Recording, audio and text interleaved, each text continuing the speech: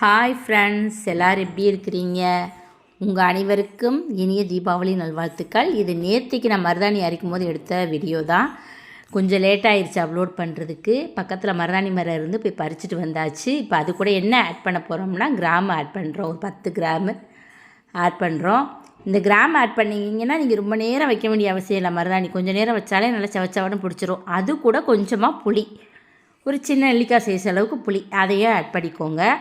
இப்போ இந்த நல்லா ஃபைன் பேஸ்ட்டாக அரைச்சிட்டு வந்துடலாம். நீங்கள் எல்லோரும் கடையில் கோன் வாங்கி வைக்கிறதுக்கு பதிலாக இந்த மாதிரி இயற்கையாக கிடைக்கிற மருதாணியை அரைச்சி வச்சிங்கன்னா நம்ம மனசுக்கும் ரொம்ப ஹாப்பியாக இருக்கும், உடலுக்கும் ரொம்ப புத்துணர்ச்சியாக இருக்கும். இப்போ இதை ஃபைன் பேஸ்ட்டாக அரைச்சாச்சு. இதை நான் வச்சுட்டு உங்களுக்கு காட்டுறேன் எந்த அளவில் பிடிச்சிருக்குன்னு. நீங்களும் இதே மாதிரி மருதாணி பறித்து அரைச்சி வைங்க. அப்போ தான் நம்ம உடம்புக்கு ரொம்ப ரொம்ப நல்லது. அதை கையில் பார்க்கும் போதும் அந்த கலரும் நமக்கு ஒரு ஹாப்பினஸ் கொடுக்கும், பார்க்குறதுக்கு அழகாக இருக்கும். கோன்லாம் நல்லாவே இருக்காது.